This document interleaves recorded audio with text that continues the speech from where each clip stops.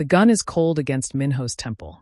It's 2:47 a.m. in a diner that smells like burnt coffee and desperation, and the masked man's hand is shaking so badly the barrel keeps slipping against Minho's skin. The other customers, a drunk businessman, 2 college students cramming for exams, and a man in an expensive suit tucked into the corner booth, have gone statue still. "Open it," the robber rasps, gesturing wildly at the register with his free hand. "Open it now or I." "The register's open," Minho says, voice steady as a flatline. No tremor. No tears. Just that same calm he's perfected over 5 years of making himself invisible, unremarkable, safe. Take what you need. The simplicity of it, the complete absence of panic, seems to confuse the gunman more than resistance would have. He grabs the cash with fumbling fingers, stuffs it into his jacket, and runs. The door chimes as he disappears into the soul night. Everyone exhales. Except the man in the corner booth. He hasn't moved. Hasn't breathed. His pupils are blown wide, and his fingers have gone white-knuckled around the coffee cup that's been cold for an hour. Because beneath the fluorescent lights and the suppressant patches Minho wears religiously, beneath 5 years of distance and carefully constructed anonymity, he knows that voice. More than that, he knows that scent. Faint, muted, clinging to the edges of his alpha senses like a ghost. Rain-soaked asphalt. Antiseptic. The metallic tang of blood that shouldn't be there but is, buried in the memory. Kang Tae-jun's hands start to shake. Minho's life exists in the narrow hours between midnight and dawn, in a 24-hour diner in Itaewon where the neon sign flickers and half the light bulbs are burned out. It's the kind of place where nobody asks questions, where fake IDs and cash-only transactions are the currency of survival, where an Omega can work a double shift without anyone noticing the suppressant patches beneath his collar. He's been here for 3 years. Long enough that the regulars know his order preference, black coffee, no sugar. Short enough that nobody knows his real story. He keeps his head down, his scent locked tight, his voice carefully neutral. The world is full of alphas who think an Omega's calm is an invitation, who mistake composure for submission. Minho learned a long time ago that the trick to staying safe is staying unnoticed. But the robbery changes that. It happens fast. One moment he's wiping down tables. The next there's a gun and a demand and the awful, electric silence of violence about to happen. Minho's hindbrain screams Omega, vulnerable, submit, but his mouth opens and that voice comes out. The one he used 5 years ago in an alley that smelled like rain and dying alpha, when he'd pressed his jacket against a stranger's bullet wound and talked him through the sirens arriving. The register's open. Take what you need. Across the room, Kang Tae-jun, who came to this diner at 2 a.m. because he saw a viral video 3 hours ago, who sat in the corner booth waiting to confirm what his instincts were screaming, freezes. Because it's not just the voice. It's the way Minho's fingers don't shake when he opens the register. The way his pulse stays steady when the gun presses against his temple, visible in the delicate column of his throat. The way his scent, barely there, choked under suppressants, but unmistakable to an alpha who has spent 5 years searching for the Omega who saved his life. Whispers of that rainy night. The night Tae-jun was 24 and bleeding out behind a dumpster after a failed hit, when his lieutenants had left him for dead and his alpha was howling for him to fight, survive, kill. An Omega in a stained work uniform had found him, and instead of running, had stayed. Had pressed cloth to the wound and said, "You're going to be fine. Help is coming. Just keep breathing. That's it. You're doing good." That voice. Steady. Certain. Unshakable. Tae-jun never got his name. He searched for years. Every hospital record, every witness statement, every CCTV camera in a 3-block radius. Nothing. The Omega had vanished like smoke. Until tonight. Until a robbery went viral and 2.4 million people watched an Omega waitress stare down a gun without flinching. Tae-jun saw the video on his phone at 11:30 p.m. and felt his entire world tilt sideways.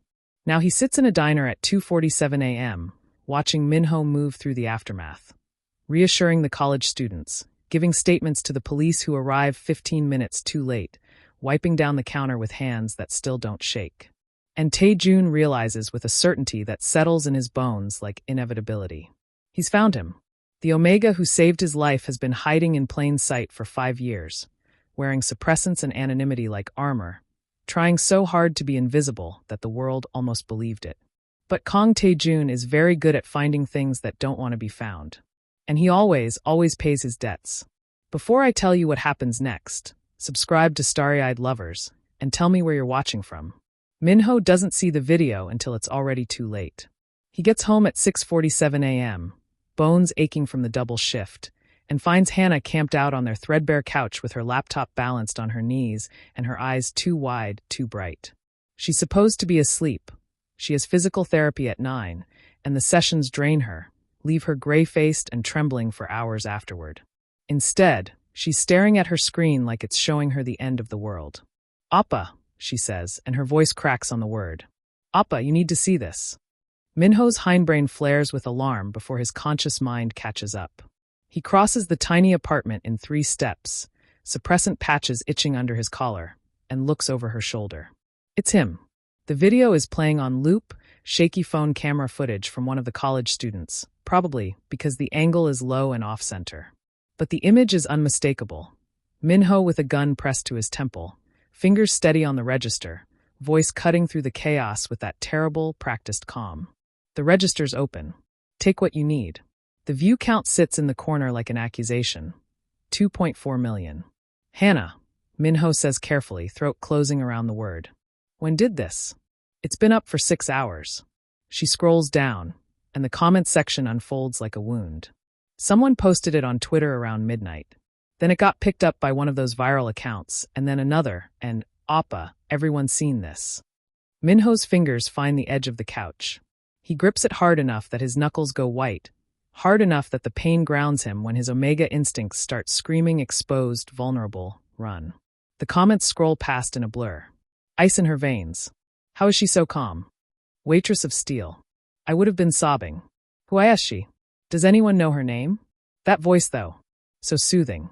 She talked him down like a therapist. 2:47 a.m. in Itaewon.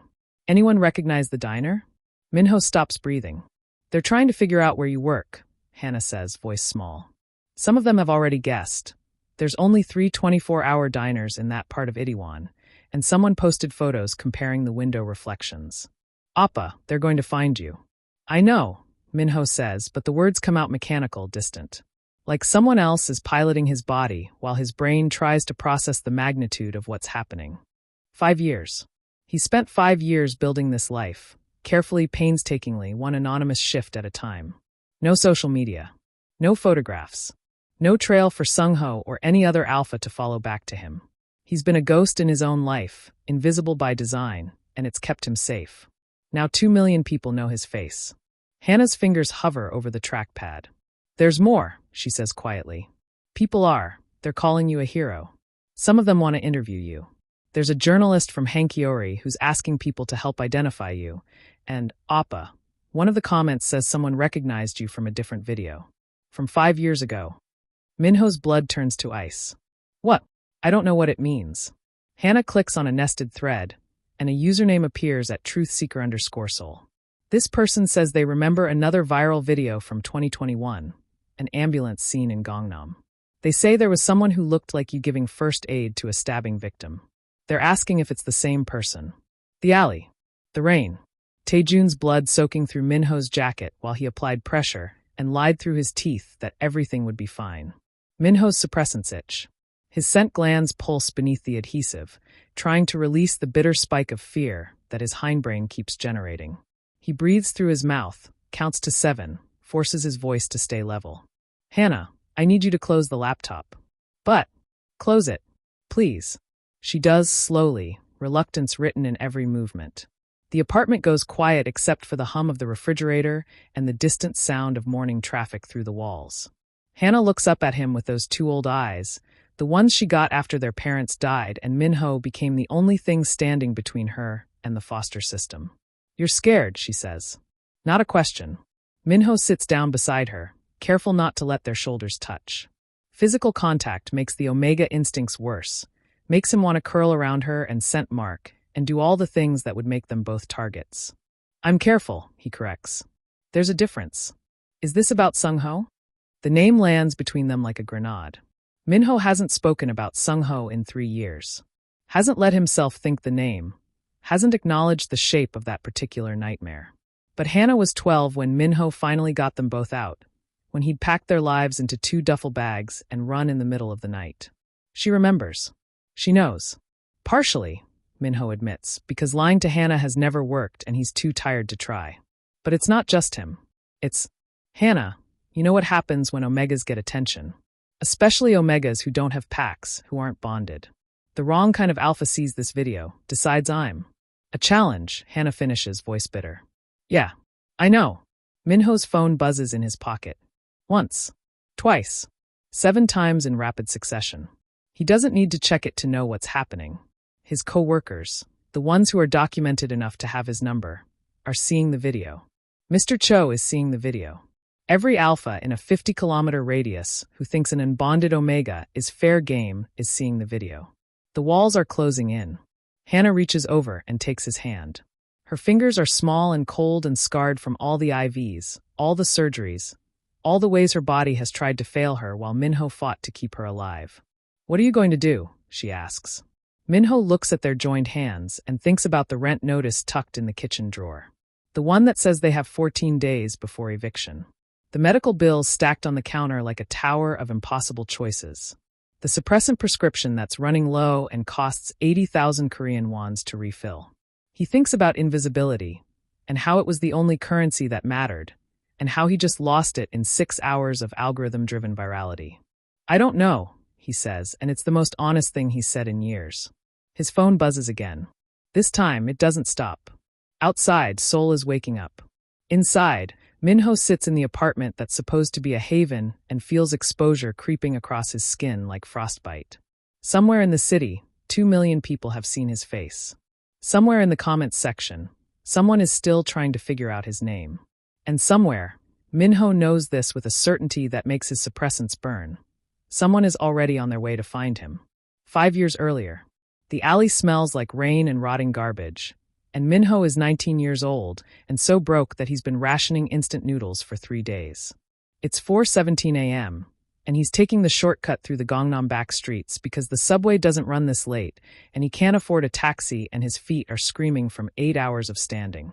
His backpack digs into his shoulders. Textbooks he can't afford to replace. A uniform that needs washing. The last 3,000 Korean wons in his wallet that has to last until Friday. He's thinking about Hannah's school fees. About the landlord who keeps calling. About the statistics exam he has in 6 hours that he hasn't studied for, because sleeping is a luxury and studying is a dream and surviving is all he has energy for. He's not thinking about the man slumped against the dumpster until he's almost past him. The smell hits first. Copper thick and wet, cutting through the garbage stench and the rain-slick concrete. Then the visual registers. Expensive suit, black and tailored, soaked through. Designer shoes. And blood. So much blood pooling on the asphalt that Minho's hindbrain shorts out for a full 3 seconds. The man's head is tilted back against the metal dumpster, throat exposed, and even through the rain and the blood and the distance, Minho can smell what he is. Alpha. Every omega instinct Minho has screams run. This alpha smells like gunpowder and violence and something darker, something that makes Minho's suppressants burn against his skin. Even dying. And he is dying. Minho can see the wet shine of exposed muscle through the torn shirt, the way his breathing is shallow and wrong. This alpha radiates danger like heat off asphalt. Minho's feet stop moving. He should keep walking. Should pull out his phone and call emergency services from 2 blocks away where it's safe, where an alpha can't grab him and claim him and destroy what's left of his carefully rationed life. He's 19 and broke and responsible for a 12-year-old sister, and getting involved with a dying alpha in a Gangnam back alley is the kind of decision that ruins people. The man's eyes crack open. They're dark, unfocused, struggling to track. His lips move soundlessly. Minho watches his own hand pull his phone from his pocket. Watches his feet carry him closer. Close enough that the blood smell makes his stomach clench. Close enough that he can see the man's pupils are blown wide with shock. Hey, Minho says, and his voice comes out steadier than it has any right to. Stay with me. Can you hear me? The alpha's gaze finally finds him. Something flickers in those dark eyes, confusion, maybe, or surprise that an omega is standing here instead of running. His lips shape a word that might be go, or might be no, or might be nothing at all. Minho is already dialing emergency services. Already shrugging off his jacket. The only jacket he owns, the one he bought secondhand 3 months ago. The operator picks up on the second ring. I need an ambulance. Gangnam-gu, the alley behind. Minho rattles off the cross streets, keeps his voice level even as he drops to his knees in blood that soaks through his jeans immediately. Stab wound looks like the abdomen. He's conscious but in shock. Yes, I'll stay on the line. He presses the jacket against the wound, and the alpha makes a sound like a wounded animal. His hand comes up, fast, faster than someone losing this much blood should be able to move, and catches Minho's wrist in a grip that would shatter bone if he had the strength behind it. Easy, Minho says, the same voice he uses when Hannah wakes up from nightmares. I'm helping. I'm not going to hurt you. The alpha's fingers loosen, fractionally. His scent spikes, aggression and pain and something underneath that Minho's omega hindbrain wants to call protect, which is insane because this man is a stranger and dangerous and probably involved in something that ends with bodies and alleys. What's your name? Minho asks, pressing harder against the wound. The jacket is already soaked through. Can you tell me your name? The alpha's mouth opens. Closes. His breathing is getting worse, more labored. Okay, that's okay. You don't have to talk. Minho adjusts his position, uses his free hand to check for other wounds. Finds 2 more, shallow cuts on the ribs, defensive wounds maybe. Help is coming. They're 5 minutes out. You're going to be fine. Do you understand? You're going to be fine. It's a lie. Minho can see the way the blood keeps coming, can hear the sirens in the distance, but they're not close enough, not fast enough. The alpha is going to die here in this alley that smells like garbage and rain. And Minho is going to watch it happen with his jacket pressed uselessly against a wound that won't stop bleeding. But lying is what you do. Lying is how you get people through the impossible. Keep breathing, Minho says, and his voice doesn't shake, doesn't break. That's it. In and out. You're doing good. Just stay with me. The alpha's eyes lock onto his. Something in that gaze sharpens, focuses, like Minho's voice is a lifeline in the dark. His fingers find Minho's wrist again, gentler this time, almost careful. Like he's trying to hold on to something real. You smell like, the alpha's voice is wrecked, barely audible. Like rain. Minho doesn't know what to say to that. His scent shouldn't be readable through the suppressants, but maybe blood loss does something to alpha senses, strips away the chemical barriers. The ambulance is 3 minutes away, he says instead.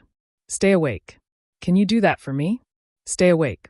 The alpha's thumb moves against the inside of Minho's wrist, right over his pulse point. His scent shifts, less aggression, more something Minho doesn't have a name for. Why didn't you run? He asks. I don't know, Minho admits. And it's true.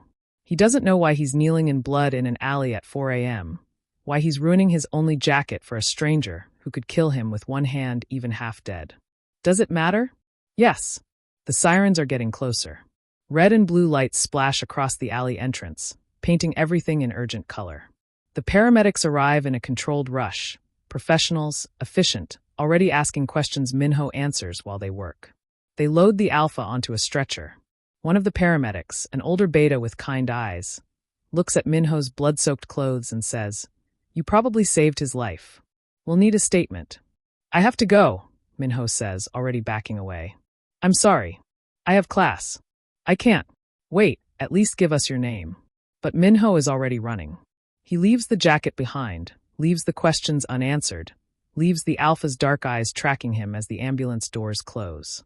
He runs until his lungs burn and his legs scream, and he's 6 blocks away with blood on his jeans and the smell of rain and gunpowder still clinging to his skin. He never looks back. He never gives his name. And he never, ever lets himself think about the way the alpha's thumb moved against his pulse point, gentle as a promise.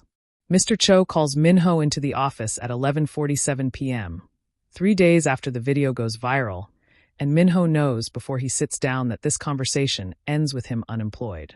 The office is barely large enough for the desk and 2 chairs. Walls plastered with health code violations Mr. Cho has been ignoring for 6 years and a calendar from 2019 that nobody's bothered to replace.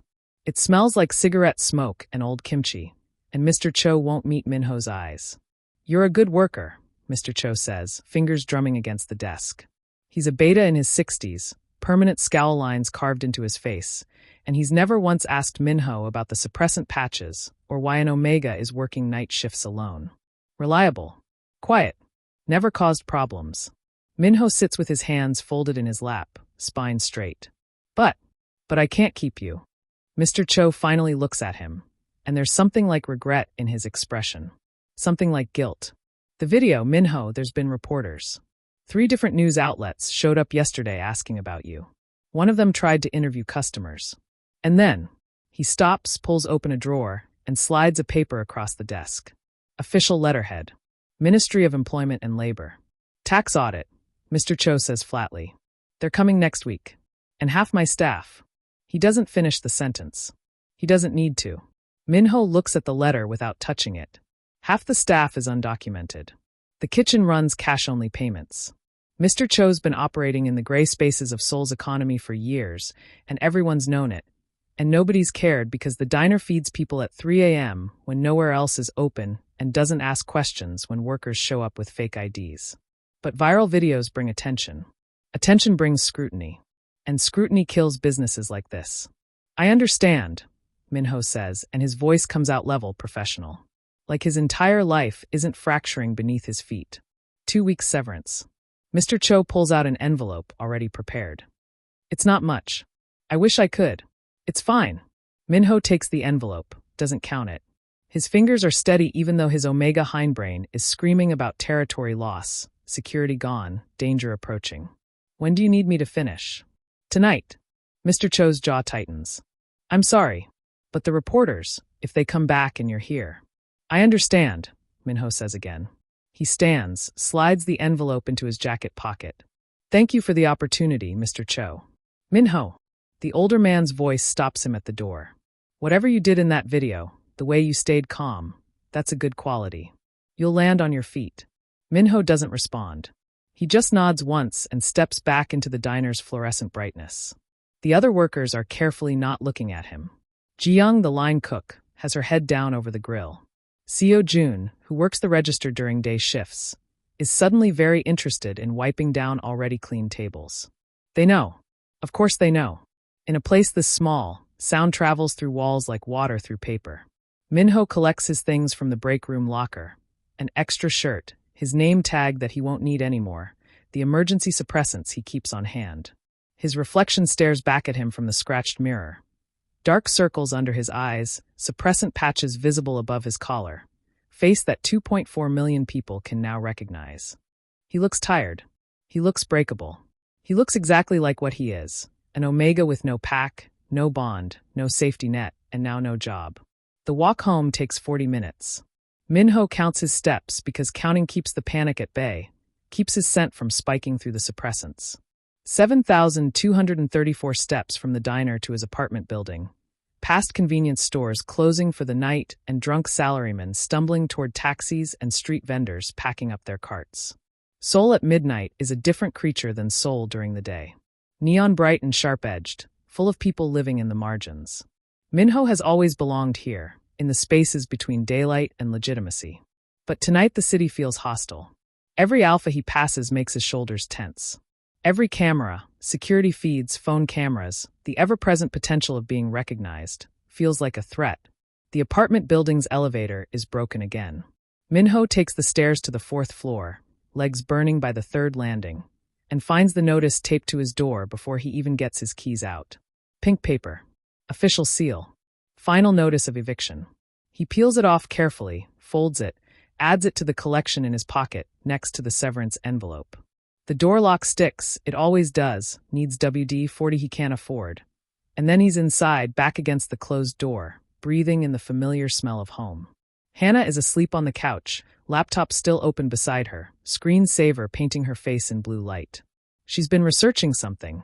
Minho can see multiple browser tabs open, medical terminology he doesn't want to decode right now. Her medication bottles are lined up on the coffee table like chess pieces. For prescriptions. 2 of them need refills next week. Minho slides down the door until he's sitting on the floor. He pulls out the severance envelope with hands that finally start to shake. 800,000 Korean wons. The rent notice in his other pocket demands 1,200,000 Korean wons in 14 days, or they're out. Hannah's prescriptions will cost another 320,000 Korean wons. His own suppressants are 80,000 Korean wons. Utilities, food, the physical therapy sessions that keep Hannah mobile. The math doesn't work. It hasn't worked in months, if he's honest. He's been juggling payments, deciding which bill can be late, which medication Hannah can skip for a few days. which meal he can sacrifice. But there's juggling and then there's free fall, and Minho just crossed that line. His phone buzzes. Text message from an unknown number. Saw your video. You single? My place in Gangnam. Can treat you right. Minho deletes it without responding. 3 more messages come in before he can put the phone down. All alphas. All variations on the same theme. He turns the phone off. In the kitchen, the stack of medical bills sits where he left it this morning. The refrigerator hums with its usual dyeing machine wheeze. Through the thin walls, he can hear the neighbors arguing in muffled Korean.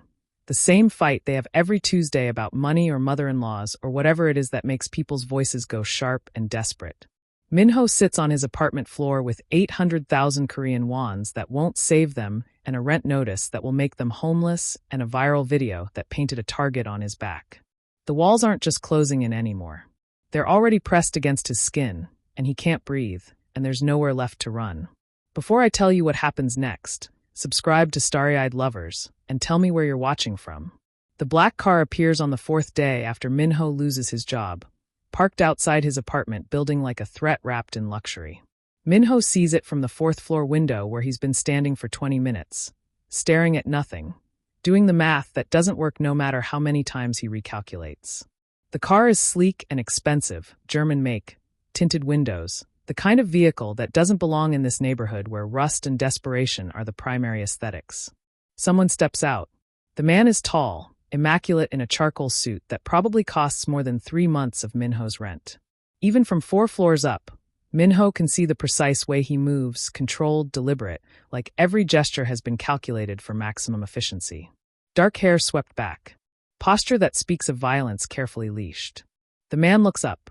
Their eyes meet through the window, and Minho's suppressants flare hot against his skin. His phone rings 30 seconds later. Unknown number. Minho stares at it for 3 rings before answering. Yes. 4th floor, apartment 403. The voice is low, measured, with an accent that speaks of money and Gangnam private schools. I'd like to speak with you if you have a moment. Who is this? Someone who saw your video. A pause. Someone who has a job offer. Minho's fingers tighten around the phone. I'm not interested. 5 minutes of your time. That's all I'm asking. The voice remains perfectly level. I'll wait outside. Your choice whether to come down. The line goes dead. Minho stands in his apartment for 2 full minutes, weighing options he doesn't have. The rent notice is still on the counter. Hannah's prescription bottles are still lined up like accusations. The severance money is already half gone. He paid the electricity bill yesterday to keep the lights on for another month. He goes downstairs. The man is waiting by the car, hands in his pockets, expression neutral. Up close, he's younger than Minho expected, maybe late 20s, early 30s at most. But there's something old in his eyes, something that's seen too much and calculated exactly how to survive it. And the smell. Minho's suppressants are working overtime, but even through the chemical barrier, he can sense what this man is. Alpha. Powerful. Dangerous in the way that apex predators are dangerous. Not through aggression, but through absolute certainty of dominance. Lee Minho. It's not a question. Minho stops 3 meters away, far enough that the alpha's presence doesn't press against his skin like humidity. You have 5 minutes. The man reaches into his jacket, slowly, telegraphing the movement, and pulls out a business card. He closes the distance between them in 2 smooth steps and extends it. The card is heavy stock, matte black with silver embossing. A moon design curves across the top. Below it, 2 words, Wholesome. Fine dining.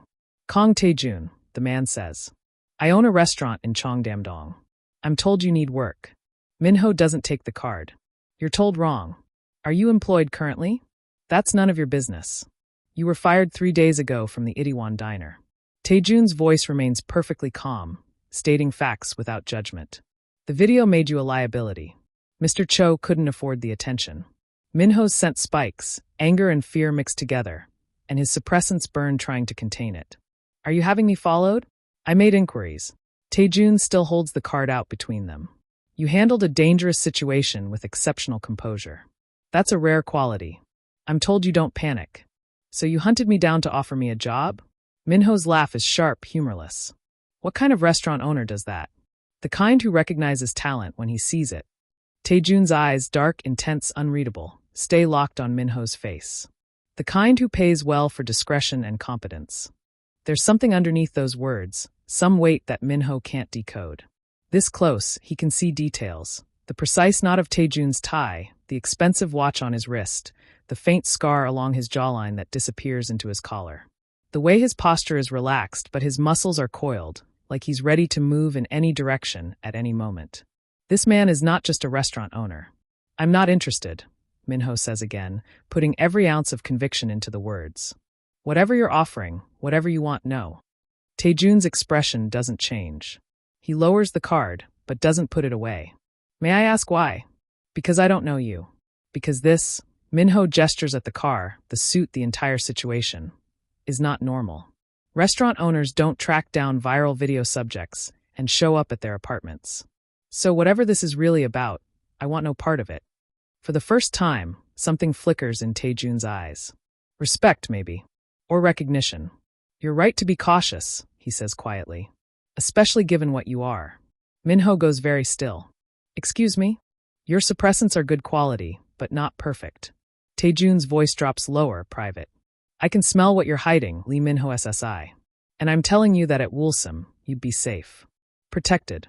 No questions asked about designation or documentation, or why an Omega is working alone. The words should sound like a threat. Instead, they sound like a promise. I don't need protection, Minho says, but his voice wavers. I need to be left alone. And I'm leaving. Tae-jun steps back, restoring the distance between them. He sets the business card on the hood of the car, right where Minho would have to walk past it to return to the building. The offer stands. Call when you're ready. I won't be. Perhaps.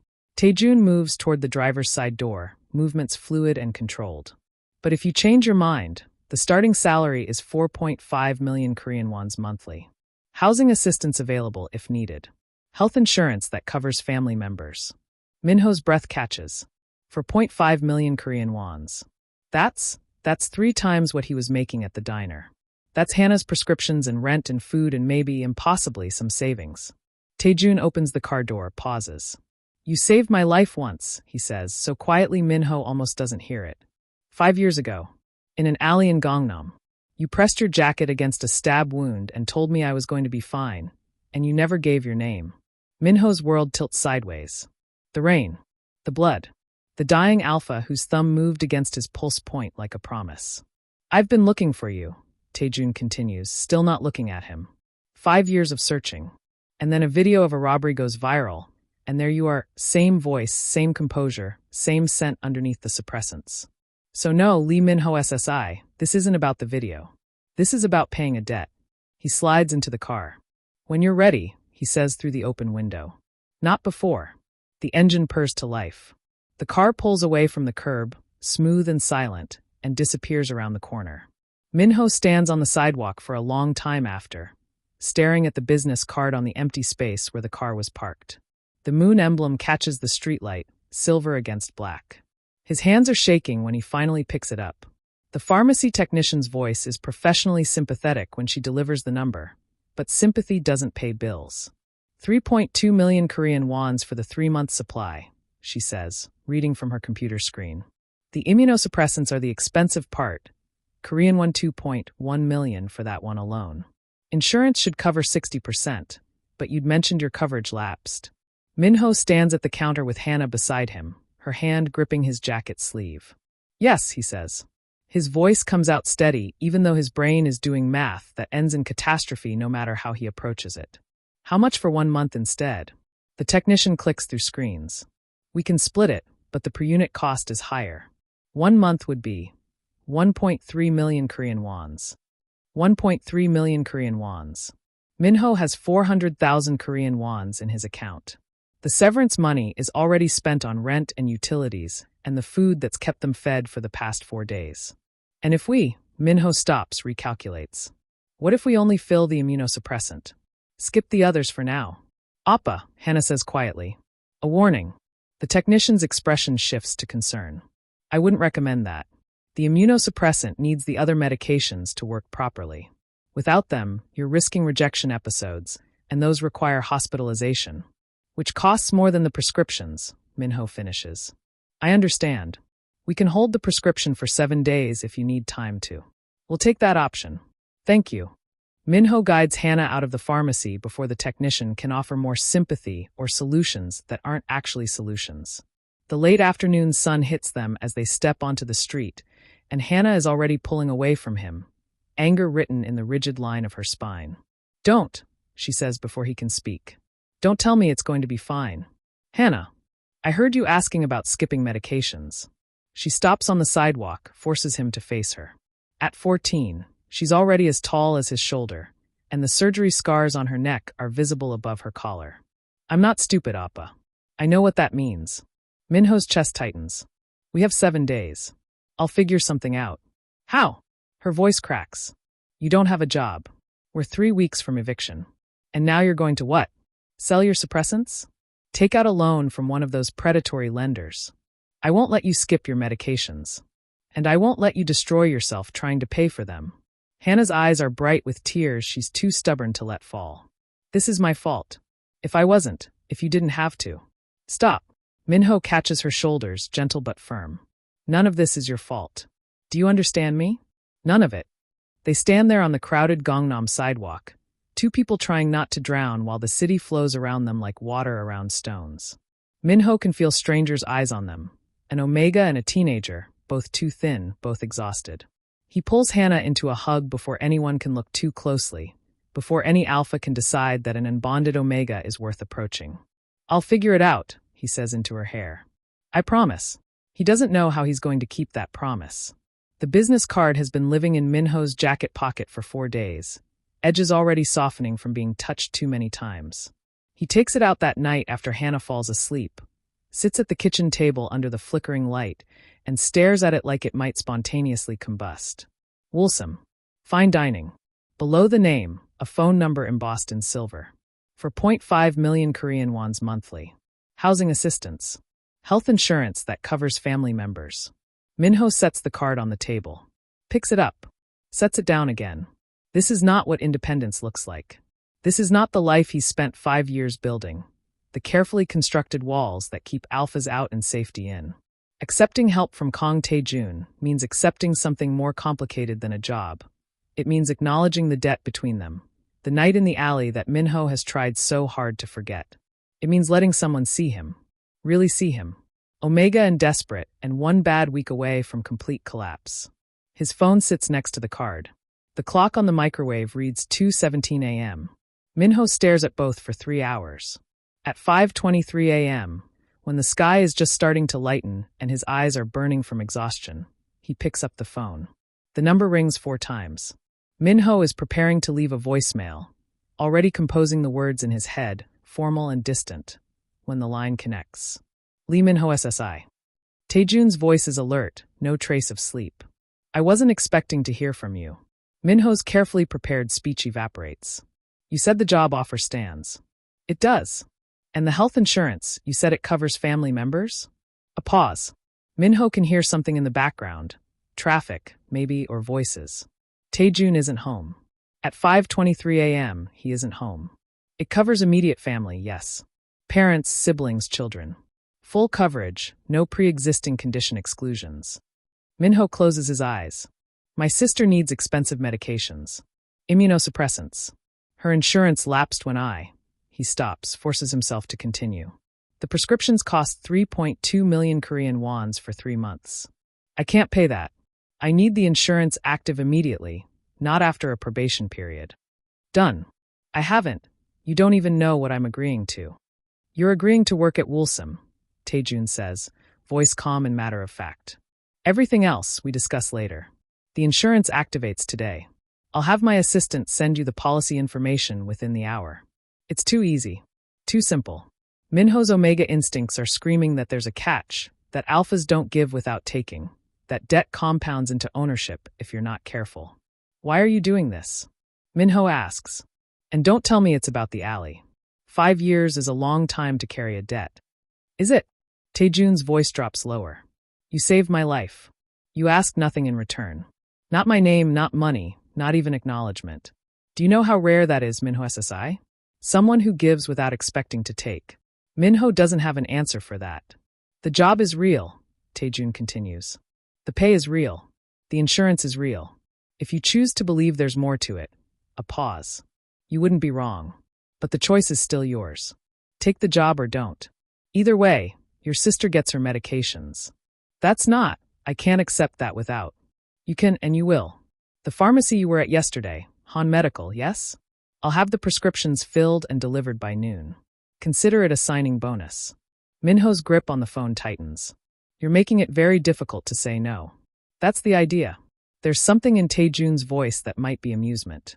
When can you start? The kitchen is still dark except for the single light above the table. Through the window, Minho can see Seoul waking up.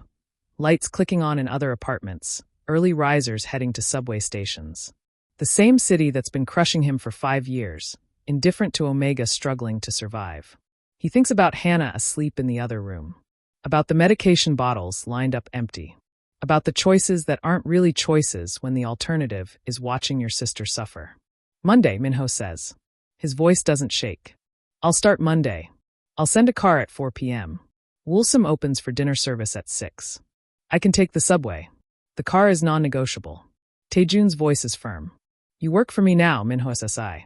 That means you're under my protection. Which means you don't travel alone after dark unless absolutely necessary. Protection. The word lands heavy between them. Okay, Minho says, because he's too tired to argue, because he just agreed to let an alpha crime lord employ him. Monday at 4. Welcome to Woolsome, Tae-jun says and disconnects. Minho sits in his kitchen as dawn breaks over Seoul, holding a phone that suddenly weighs 1,000 pounds. He's made his choice. Now he has to live with it. The car that picks up Minho on Monday at 4 p.m. is the same black sedan from before, but this time a driver emerges. A beta woman in her 40s with efficient movements and a professional smile. Lee Minho SSI? She asks. I'm Park Soo-jin. I'll be your regular driver for evening shifts. Minho hesitates on the sidewalk, backpack slung over one shoulder, wearing the only dress shirt he owns that doesn't have a stain.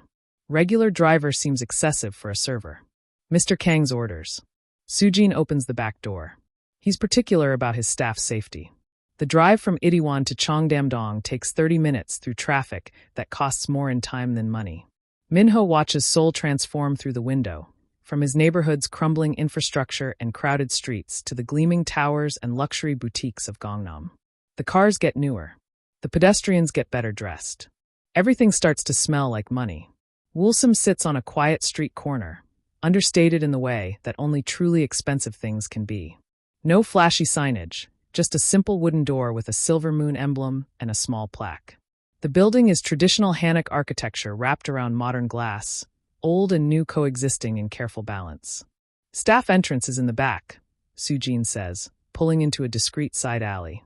Mr. Kang asked me to bring you through the front today. He wants to introduce you properly.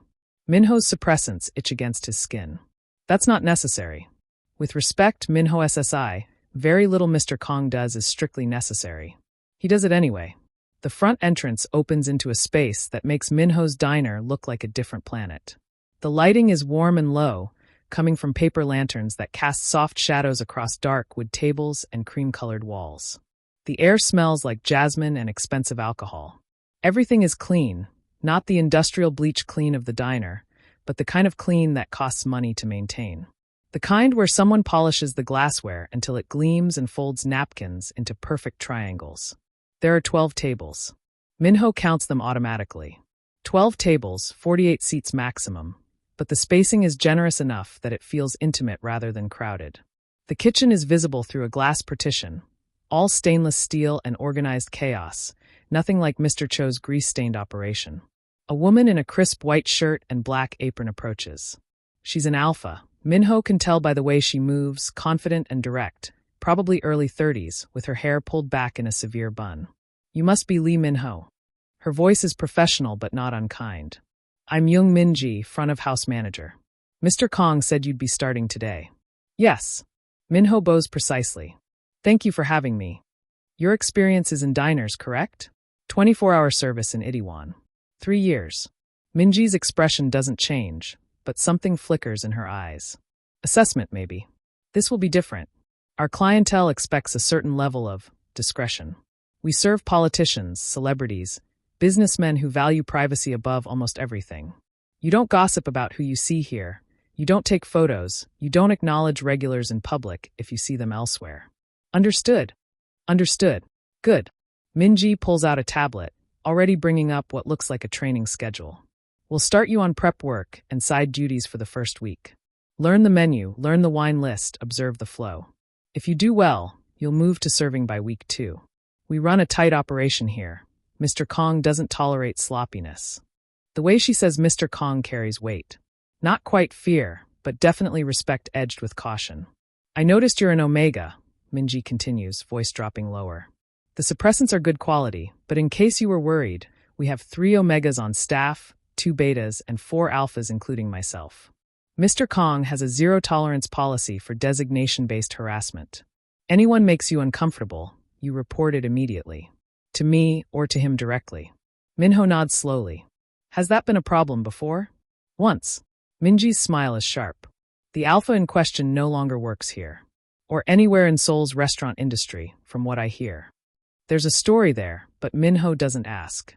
The kitchen staff is preparing for dinner service when Minji walks him through. The head chef, a beta man named Kim Jae-sung who looks like he hasn't slept in 3 days, barely glances at Minho before rattling off instructions about plate presentation and temperature requirements.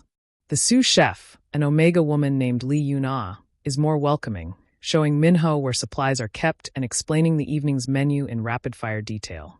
Tasting menu tonight, Yuna says, pulling out perfectly organized mise en place containers.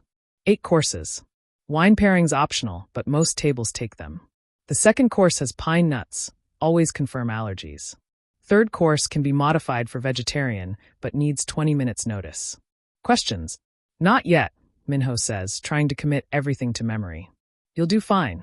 Minji wouldn't have hired you if she didn't think you could handle it. Yuna pauses, lowers her voice. Word of advice? Don't be intimidated by Mr. Kang. He looks scary, but he's fair. More fair than most alphas I've worked for. He's here often? Every night during service. Sometimes he stays in his office upstairs, sometimes he works the floor. He likes to know what's happening in his restaurant. Minho files that information away, unsure how he feels about it. Dinner service starts at 6. By 6:15, every table is full, and Minho understands immediately why wine costs more than his rent. The clientele is exactly what Minji described. Older men in expensive suits, women with jewelry that catches the light, couples who speak in hushed tones about things Minho doesn't recognize. Everyone moves with the careful precision of people who have money and power and know exactly how to wield both. He spends the first hour shadowing another server, a beta named Park Jin-woo who's been at Woolsome for 2 years. Jin-woo moves through the tables like water, anticipating needs before guests voice them, pouring wine at exactly the right moment, clearing plates with practiced invisibility. The trick, Jin-woo murmurs as they pass through the kitchen, is to be present but not noticed. They want perfect service, but they don't want to see the work. Minho watches, learns, stays quiet. Tae-jun appears at 7:30. He doesn't announce himself, doesn't make an entrance. One moment the floor is just Minji and the servers, and the next Tae-jun is there, standing near the host's stand in another immaculate suit, scanning the room with those dark, unreadable eyes. The atmosphere shifts immediately.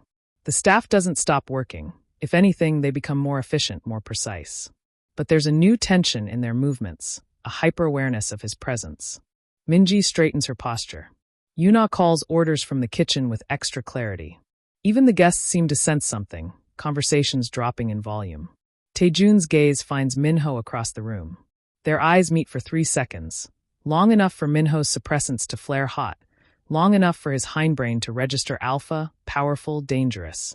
And then Tae-jun looks away, attention shifting to a table near the window. He doesn't approach Minho, doesn't speak to him, just watches from the periphery as Minho shadows Jin-woo through the rest of service. But Minho can feel that gaze throughout the night, tracking him as he learns to open wine bottles without fumbling, observing as he clears plates and refills water glasses. Present but not intrusive, exactly like Jin-woo described their service style. It should feel threatening. Instead, it feels like being seen, and Minho doesn't know what to do with that. At one point, an alpha at table 7, businessman, expensive watch, too much cologne, lets his gaze linger on Minho as he pours water. You're new, the man says, voice carrying implication. What's your name, sweetheart? Minho opens his mouth to respond, but Jin-woo is already there, smoothly intercepting. Our new team member is still training, sir. Is there something I can help you with? The alpha's eyes narrow. I was just being friendly. Of course. Jin-woo's smile is professional and cold. The sommelier will be by shortly with your next pairing. They move away and Jin-woo murmurs, don't engage with that type. Let senior staff handle it. Noted, Minho says. He glances toward where Tae-jun was standing and finds him gone. But through the glass partition, he can see him in the kitchen, speaking quietly with Jae-sung. Whatever he's saying makes the head chef nod quickly, deferentially. Service ends at 11 p.m. The last guests leave at 11:47, and the staff begins the closing routine. Clearing tables, resetting for tomorrow, counting inventory. Minho works alongside Yuna in the kitchen, learning how they organize prep for the next day. Tae-jun reappears near midnight. Minho is wiping down counters when he senses the shift in air pressure that means an alpha has entered the space. He looks up, finds Tae-jun leaning against the doorframe, jacket off and shirt sleeves rolled to his elbows. That's when Minho sees them. Bruises. Dark purple and yellow-green, spreading across Tae-jun's knuckles like watercolor stains. Fresh enough that they're still swollen, old enough that they've started to fade. The kind of bruises you get from hitting something. Hard. Repeatedly. Good first night? Tae-jun asks, voice casual. Minho drags his gaze away from those hands. Yes. Thank you. Minji says you're a quick study. I'm motivated. I noticed. Tae-jun's expression doesn't change, but something in his eyes softens fractionally. Soo-jin will drive you home. Same time tomorrow. Same time, Minho confirms. Tae-jun nods once and disappears back into the dining room. Minho stares at the empty doorway for a long moment, then returns to wiping counters. He doesn't ask about the bruises. He doesn't ask what kind of restaurant owner needs to hit things hard enough to damage their own hands. He just files it away with all the other observations he's collecting about Kang Tae-jun. The way other alphas give him space, the way the staff respects him with an edge of wariness, the way he watches Minho like he's trying to solve an equation. The car ride home is quiet. Minho counts the streetlights and tries not to think about how easily he's slipping into this new life, how the weight of Tae-jun's attention feels less threatening than it should, how those bruised knuckles look both dangerous and strangely, inexplicably careful. It becomes a routine on Thursday nights. Minho has been at Woolsome for 3 weeks when he notices the pattern. Thursday is inventory night. The night when the weekend deliveries need to be prepped and organized, when the walk-in freezer gets reorganized, when someone needs to stay late and make sure everything is ready for Friday's rush. Usually it's Yuna or Jae-sung, but they both have families, early mornings, lives that exist outside the restaurant's walls. Minho volunteers. He tells himself it's practical. The extra hours mean extra pay, and Hannah's medication costs don't stop just because he has a better job now. He tells himself it's easier to work when the kitchen is quiet, when there's no service pressure, when he can move through tasks at his own pace. He doesn't let himself examine why he's not surprised. The first Thursday he stays late, when Tae-jun appears in the kitchen at 12:47 a.m. with his jacket off and his tie loosened. You're still here, Tae-jun says. Not a question. Minho looks up from the inventory clipboard. Thursday prep. Someone needs to do it. Jae-sung usually handles this. Jae-sung has a 6-year-old daughter who needs him home before 1 a.m. Minho returns his attention to counting sauce containers. I don't. Tae-jun is quiet for a moment. Then, I'll be in the office if you need anything. Second floor, last door on the right. He disappears up the back stairs, and Minho continues working in the silence of an empty restaurant. An hour later, Minho is elbow-deep in reorganizing the walk-in when he hears footsteps behind him. He turns to find Tae-jun standing in the doorway, holding 2 cups of tea. Break, Tae-jun says, extending 1 cup. You've been in the cold for 40 minutes. Minho's fingers are numb. He hadn't noticed. I'm almost done. The inventory will still be here in 10 minutes. Tae-jun doesn't lower the cup. Your health is more important than my freezer organization. It's the casual certainty in those words. Your health is more important. That makes Minho's suppressants flare warm. He takes the tea, careful not to let their fingers touch, and follows Tae-jun out into the kitchen's ambient warmth. They sit at the prep station. Tae-jun on one side, Minho on the other, 2 meters of stainless steel between them. The tea is chrysanthemum, slightly sweet, exactly the right temperature. Minho wraps his hands around the cup and lets the heat seep back into his fingers. You don't have to stay late, Tae-jun says after a long silence. The inventory can wait until morning. I don't mind. That's not what I asked. Minho looks up. Tae-jun is watching him with that steady, unreadable gaze, and for once Minho doesn't look away. I work better alone, he says honestly. When the kitchen is empty. When there's he stops, recalibrates. I like the quiet. Something shifts in Tae-jun's expression. Understanding, maybe. So do I. They finish their tea in silence. Tae-jun takes both cups when they're done, rinses them in the sink with movements that suggest familiarity with the space. Not just an owner who visits occasionally, but someone who knows where everything lives. I'll be upstairs, he says, working on quarterly reports. Come get me if you need help with anything heavy. I can manage. I know you can. Tae-jun's eyes hold his for a beat too long. But you don't have to. He leaves before Minho can respond. The next Thursday, Tae-jun appears at 1:15 a.m. with tea and a small plate of yagwa that someone must have brought in from a nearby bakery. The Thursday after that, he stays in the kitchen instead of going upstairs, working through paperwork at the corner prep station while Minho counts inventory and reorganizes shelves. They don't talk much. Sometimes Tae-jun asks a question about supply orders or menu planning. Sometimes Minho mentions something that needs repair, a loose handle on the walk-in door, a temperamental burner on Station 3. But mostly they exist in companionable silence, the kind that doesn't demand conversation to fill space. Minho discovers that Tae-jun is left-handed, that he has a habit of rolling his neck when he's been staring at spreadsheets too long, that his knuckles are always bruised, sometimes fresh and swollen, sometimes faded to yellow-green, but never completely healed. Thursday nights seem to catch them in the middle stages, a week after whatever causes the damage. Minho doesn't ask about the bruises. Tae-jun doesn't ask why an Omega is working alone in the middle of the night instead of home, where it's safe. They've built their rhythm on things left unsaid. The first time Minho doesn't flinch happens on a Thursday in his 5th week. He's reaching for a container on the top shelf of the dry storage, standing on his toes, fingers just brushing the edge, when Tae-jun appears beside him and retrieves it in one smooth motion.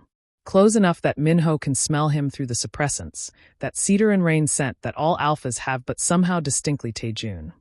Close enough that Minho's hindbrain should be screaming danger, retreat, protect. Instead, Minho just takes the container and says, "Thank you." Tae-jun goes very still. "You didn't," he stops. Starts again. "You're not afraid of me."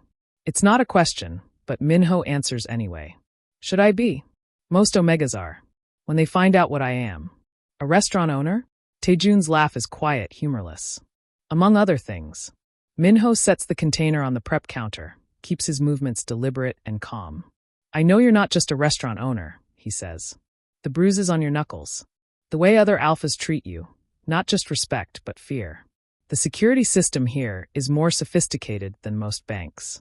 The staff doesn't ask questions about late deliveries or why certain VIP guests get private rooms with soundproofing. And yet you're still here. You offered me a job when I had nothing. You paid for my sister's medications before I'd worked a single shift. You've never once touched me without permission or used your alpha voice or made me feel like being an Omega makes me lesser." Minho meets Tae-jun's gaze directly. "Whatever else you are, you've been nothing but fair to me. So no, I'm not afraid."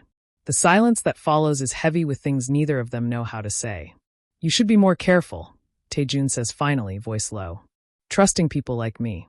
"People like you?" "Dangerous people." Minho thinks about the alley 5 years ago. About pressing his jacket against a stranger's wound and staying when every instinct told him to run.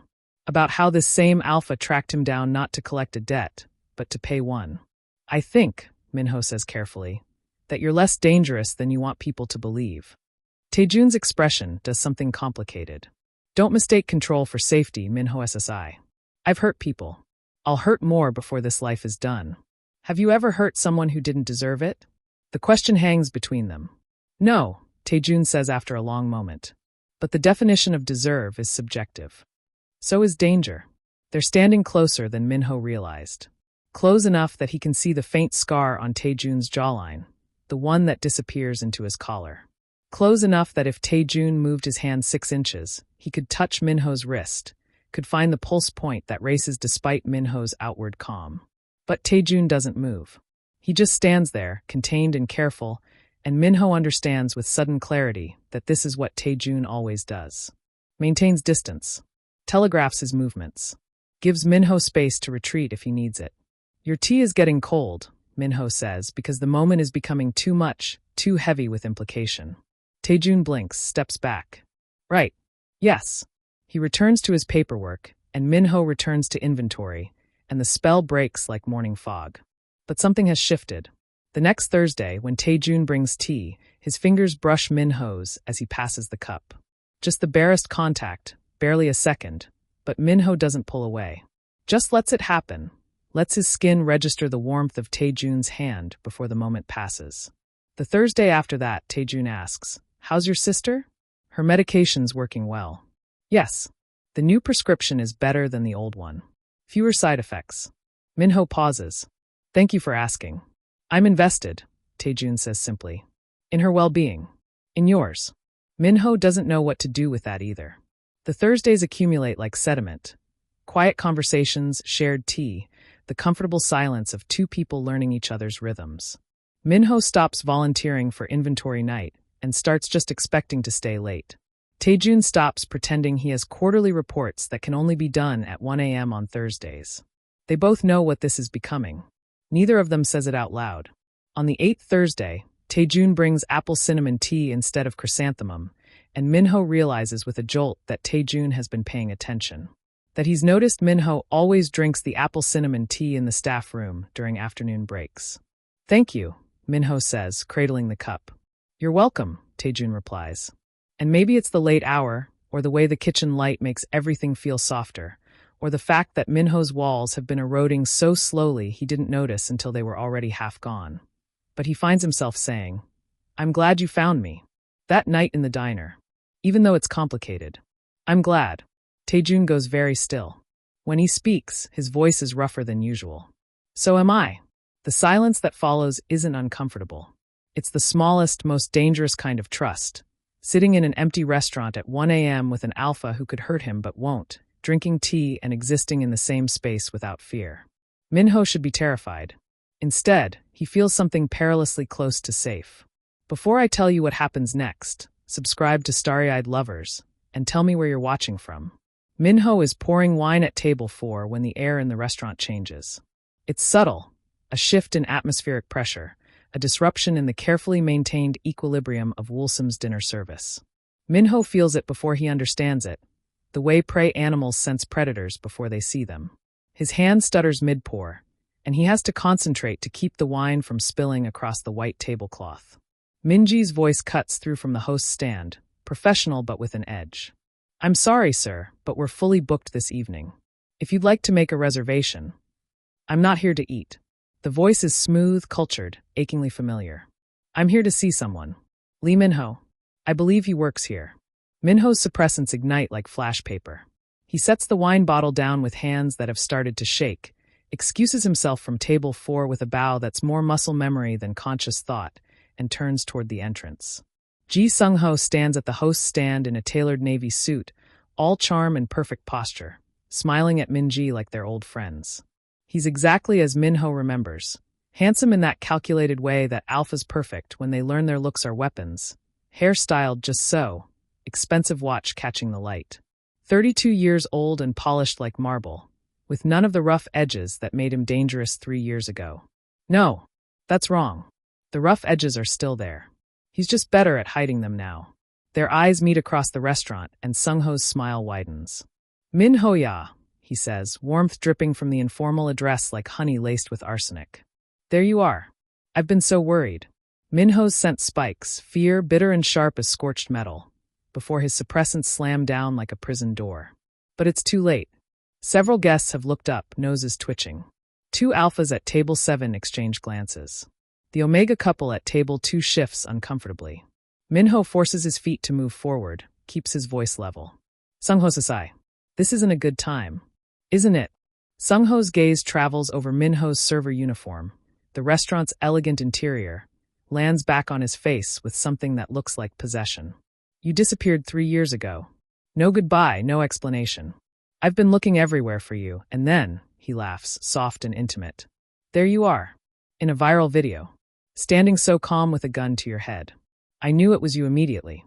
Minji is still at the host's stand, posture rigid. Sir, if you're not a guest, I'll have to ask you to. I'm an old friend. Sung-ho doesn't look at her. Doesn't break eye contact with Minho. Just want to catch up with Minho here. Make sure he's doing well. You understand. I'm fine, Minho says. His voice comes out too tight, too controlled. You need to leave. But we have so much to talk about. Sung-ho takes a step forward, and Minho's body responds before his brain catches up. One step back, shoulders tensing, fight or flight response screaming through suppressants that are barely holding. I've missed you, Minho-ya. We were good together, weren't we? Before you got those ideas in your head about leaving. The temperature in the restaurant drops 10 degrees. Minho feels him before he sees him. The shift in air pressure that means Tae-jun has entered the space, the way conversations falter without people knowing why. Then Tae-jun is there, materializing between Minho and Sung-ho like he was always meant to occupy that exact spot, and his scent rolls through the room like a storm front. Pure alpha dominance. Controlled. Precise. Absolutely lethal. You're not welcome here, Tae-jun says softly. It's the quietness that makes it terrifying. No raised voice, no aggression in his posture. Just a statement of fact delivered in a tone that suggests he's killed men for less than showing up uninvited in his restaurant.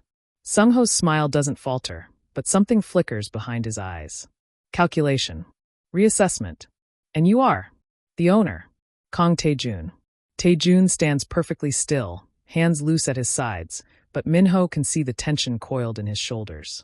You're disrupting my dinner service and harassing my employee. Leave. Now. Harassing. Sung-ho laughs, but it sounds forced. I'm having a conversation with an old friend.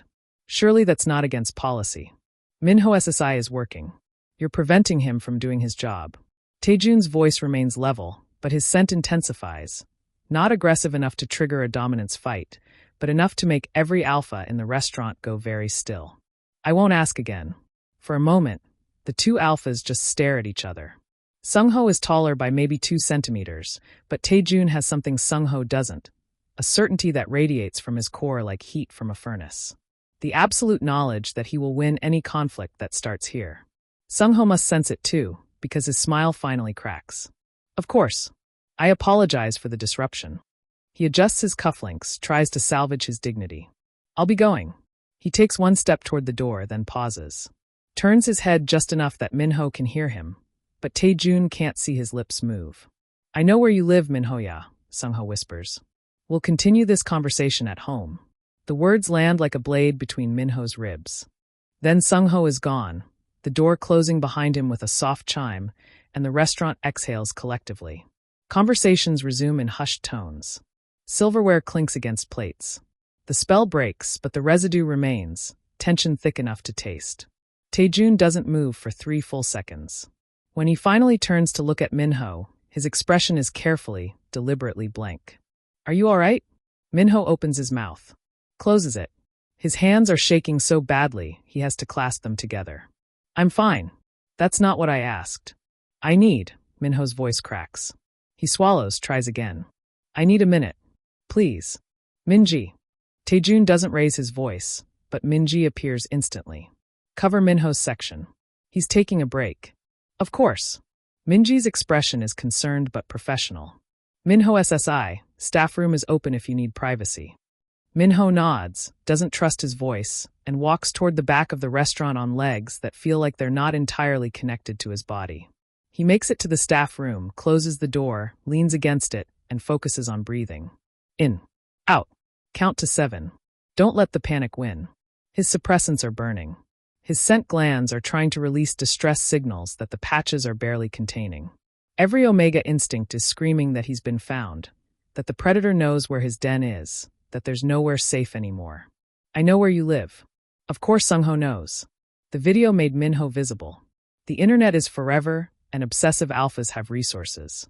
Sung-ho probably hired someone to track him down within days of the robbery video going viral. Has probably been watching, waiting, planning the perfect moment to reappear. The door opens quietly behind him. Minho spins, scent spiking again, but it's just Tae-jun, alone. Holding a glass of water and moving slowly, telegraphing every motion like he's approaching a wounded animal.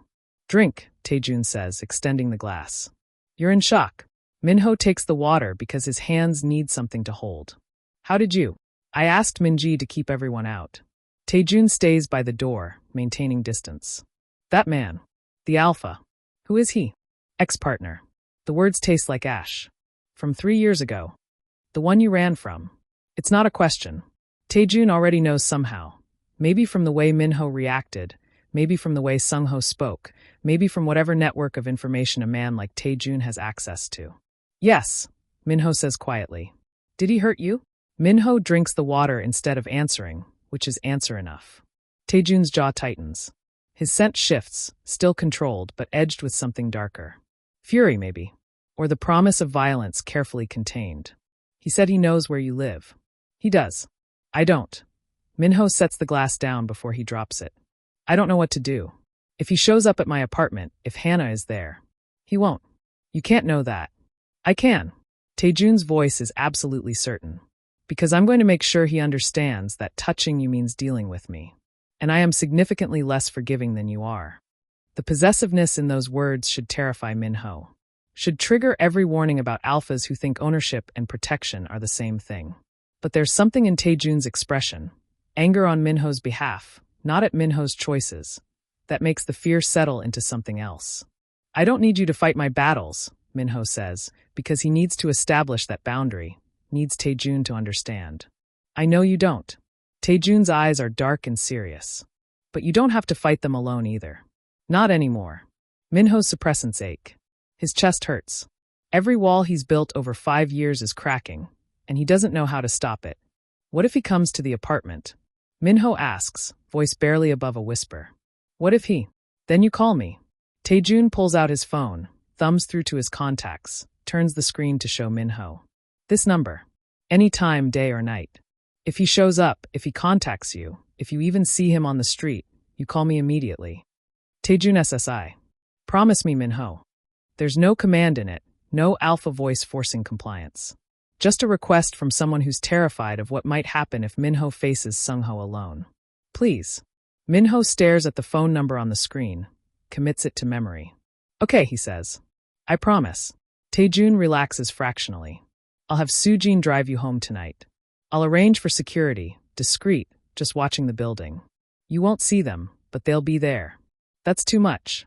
It's not enough. Tae-jun's voice is rough. 5 years ago, you saved my life. Let me return the favor. The staff room feels too small suddenly, the walls pressing in. Minho can still smell Sung-ho's cologne, can still hear that whispered threat, can still feel the phantom touch of fingers that used to hold too tight and leave bruises hidden under clothing. I should get back to work, Minho says, because standing here with Tae-jun's concern burning through the air is too much to process right now.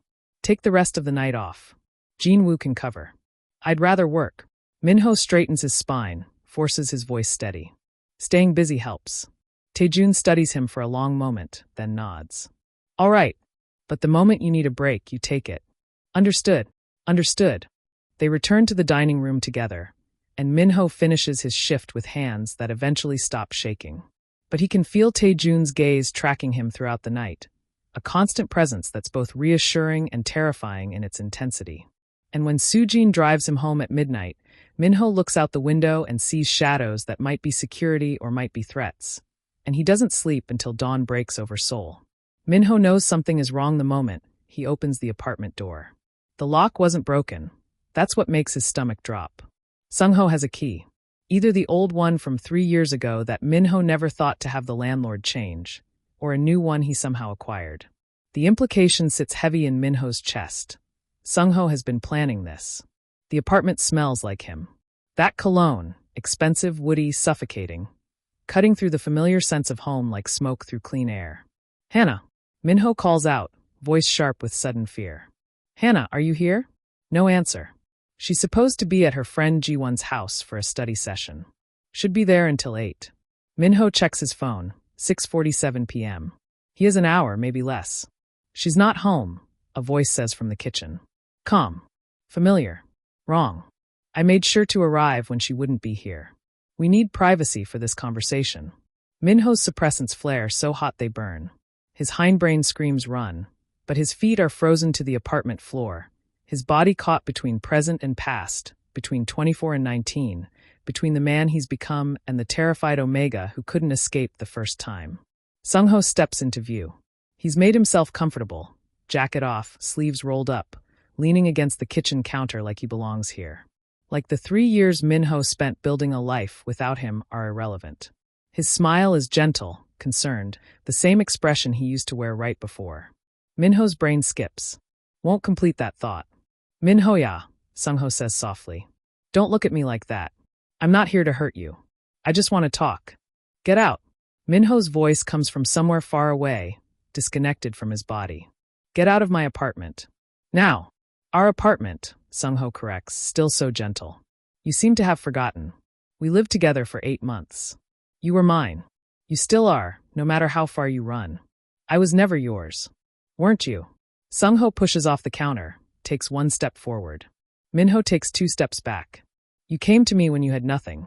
You let me provide for you, protect you, take care of you. You wore my bite. I never consented to that bite. The words rip out of Minho's throat. You did it while I was asleep. While I was. Sho. Sung-ho's voice drops lower, takes on that resonance that makes Minho's Omega hindbrain light up with panic. Not quite alpha command, but close. Testing the waters. Let's not rewrite history. You wanted me. You needed me. You just got confused, let other people put ideas in your head about independence and autonomy and all those pretty words that don't mean anything when you're an Omega alone in soul. Minho's back hits the wall. He didn't realize he'd been retreating. Didn't notice Sung-ho herding him away from the door, away from escape routes. The apartment feels smaller than it did 5 minutes ago, the walls pressing in. You broke into my home, Minho says, forcing the words out. That's illegal. I can call the police. And tell them what? That your ex-partner, who you lived with for 8 months, who has documentation of your relationship, came to talk to you. Sung-ho's smile widens. Besides, you won't call anyone. You're too scared of what they'll find out about you. The fake ID you used at that diner. Your sister's medical fraud. All those suppressants you buy under the table because you can't afford legitimate prescriptions. The fear crystallizes into something sharper. You've been watching me. I've been worried about you, Sung-ho corrects. You disappeared without a word. Left me with no way to know if you were safe, if you were taking care of yourself. What kind of alpha would I be if I didn't make sure you were okay? He takes another step forward. His scent intensifies, deliberately, Minho realizes. Sung-ho is weaponizing his pheromones, flooding the small space with alpha dominance designed to make Omegas compliant, submissive, pliant. Minho's suppressants are struggling. He can feel his body trying to respond, biology overriding conscious thought. His knees want to buckle. His neck wants to expose. Every Omega instinct is screaming at him to submit, to make the alpha happy, to stop fighting. Don't do this, Minho whispers. Please. I'm not doing anything. Sung-ho is close now, close enough that Minho can see the gold flecks in his eyes, can smell the alpha on him beneath the cologne. I'm just helping you remember. Remember how good we were together. How safe you felt in my apartment, in my bed. How you didn't have to worry about rent or jobs or taking care of a sick sister because I handled everything. You trapped me. I loved you. Sung-ho's hand comes up, slow, careful, and touches Minho's cheek. The contact makes Minho's skin crawl, but his body won't move away. The pheromones are too strong, his suppressants too overwhelmed. I still do. That's why I'm here. To bring you home. This is my home. This. Sung-ho glances around the tiny apartment with poorly disguised contempt. This falling apart box where you can barely afford utilities? Where your sister sleeps on a couch because you can't afford a 2-bedroom. Minho-ya, I'm offering you better. Come back to me. Let me take care of you the way you deserve. Minho's throat closes up. He can't breathe. Can't think. The kitchen walls are pressing in and Sung-ho's scent is everywhere, and his body won't obey the commands his brain is screaming. Then Sung-ho's voice drops into alpha command. Look at me. Minho's gaze snaps up involuntarily. His Omega hindbrain has seized control, overriding every defense mechanism he's built. He's shaking, pupils blown wide, suppressants failing catastrophically. There you are, Sung-ho murmurs. My good Omega. You belong with me, Minho. You've always belonged with me. All this, he gestures vaguely. This running, this pretending to be independent, it's just you being scared. But you don't have to be scared anymore. I'm here. I'll fix everything. Minho tries to speak, but his voice won't work. His body has shut down, some primal defense mechanism kicking in when fight and flight both become impossible. He's 19 again, trapped in Sungho's Gangnam apartment, watching the door lock from the wrong side. He's every omega who learned too late that some alphas see protect and possess as synonyms. You're going to come with me, Sungho says, still using that terrible gentle voice. We're going to go back to my place, and you're going to remember why you loved me. And this time, his fingers tighten slightly on Minho's face. You're not going to run. Because if you do, I'll make sure your sister's medical fraud gets reported. I'll make sure everyone knows what you are. I'll make sure you never work in this city again. The threats slide over Minho like oil. He can hear them, can process them intellectually, but his body is somewhere else entirely. Dissociating. Shutting down. Protecting itself the only way it knows how. He doesn't hear the apartment door open. Doesn't register Hannah's voice calling out, "Appa, I forgot my." Doesn't see her stop in the doorway. Doesn't see her face go white. Doesn't see her pull out her phone with shaking hands. He's just gone. Staring at nothing. Body present, but mind somewhere far away where alpha commands can't reach and pheromones can't hurt. What the? Sungho spins around. Who are you? His sister. Hannah's voice is shaking but furious. Get away from him. The sister. Of course.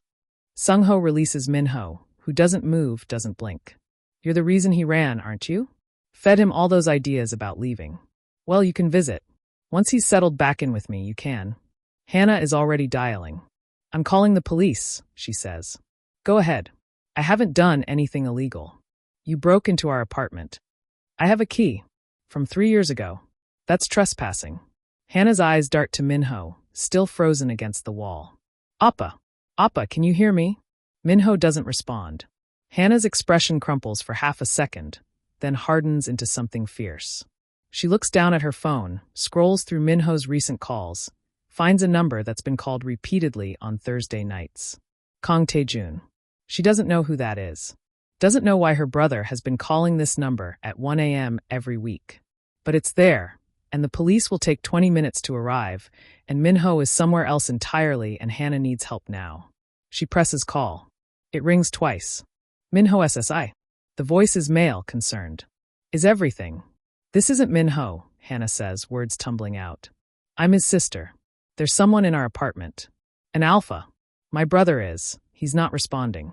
He's just standing there, and I don't know what to do, Anne. Address. The voice has gone hard, urgent. Give me your address. Now. Hannah rattles it off. Lock yourself in a room, the man says. I'm 15 minutes away. Don't engage with the alpha. Just stay safe until I get there. But Minho. I'm coming. 15 minutes. Can you do that? Hannah looks at her brother, still frozen, eyes vacant. Looks at Sungho, who's watching this interaction with growing unease. Yes, she says. Hurry. The line stays open. And somewhere across Seoul, a black car begins moving very, very fast. Tae-jun arrives in 13 minutes. Hannah hears the footsteps on the stairs, quick, controlled, purposeful. And then he's there in the doorway. Expensive suit slightly disheveled, hair falling into his eyes, breathing harder than someone who just climbed 4 flights should be. Behind him, 2 men in dark clothing take positions in the hallway, silent and efficient. Where? Tae-jun asks Hannah, voice low. She points to the kitchen. The alpha left 5 minutes ago. Through the window. Fire escape. Her voice cracks. Minho Appa won't talk. Won't move. I don't know what to do. Tae-jun's jaw tightens. He looks toward the kitchen, and something complicated crosses his face. Not anger, though there's fury there, carefully banked, but something softer. Something that looks like understanding. Stay here, he tells Hannah. I'll handle this. He approaches the kitchen the way someone approaches wounded animals. Slowly, carefully, each footstep deliberate and loud enough to announce his presence. Minho is still against the wall, eyes unfocused, suppressants burn through completely. His scent, fear and distress and omega in crisis, fills the apartment like smoke. Tae-jun stops at the threshold. Doesn't cross it. He lowers himself to his knees, bringing his eye level below Minho's, making himself smaller, less threatening. His hands rest loose on his thighs where Minho can see them. No sudden movements, no reaching, no claiming of space. Minho SSI, he says quietly. It's Tae-jun. Can you hear me? No response. Minho's gaze stays fixed on nothing. Tae-jun doesn't push.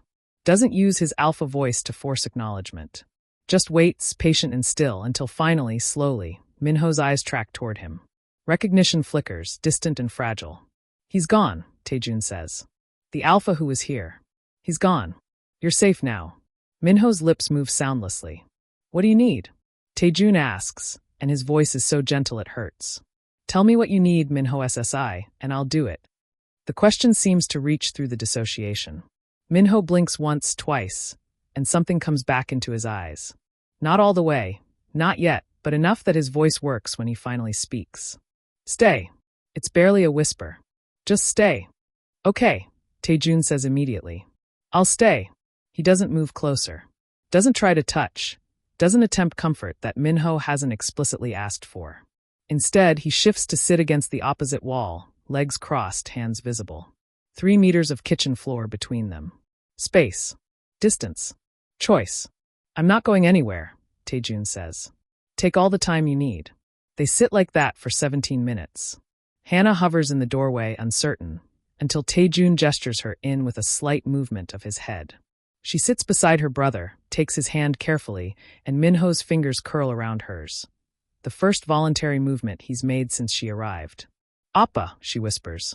You're okay. We're okay. Minho's breathing slowly steadies. The vacant look in his eyes gradually focuses. He's coming back, piece by piece, from wherever his mind fled to survive. When he finally looks at Tae-jun, really looks at him, his voice is raw. You came. You called. Of course I came. You didn't have to. Yes, Tae-jun interrupts gently. I did. Minho's eyes are bright with tears he's too exhausted to shed. 5 years ago. The alley. I stayed because you're the kind of person who stays, Tae-jun finishes. Even when it's dangerous. Even when you should run. You stayed with a dying alpha you didn't know, and you didn't leave until help arrived. I didn't know what else to do. Most people would have kept walking. Tae-jun's expression is impossibly soft. You didn't. So now I'm returning the favor. I'm staying until you tell me to leave. However long that takes. Something breaks in Minho's chest, not shattering, but opening. Like a door he'd locked so tightly he forgot how to find the key. I'm tired, he admits. I'm so tired of being afraid. I know. Tae-jun's voice is steady, certain. You don't have to be afraid anymore. Not of him. Not while I'm here. And maybe it's the exhaustion, or the way Tae-jun keeps his distance even while promising protection, or the simple fact that he asked what do you need instead of deciding for himself. But Minho lets himself believe it. Not all alphas are predators. Some of them kneel at thresholds and wait for permission. Some of them pay their debts by refusing to leave you alone in the dark. Thank you, Minho whispers. For coming. Always, Tae-jun says, and means it. Always.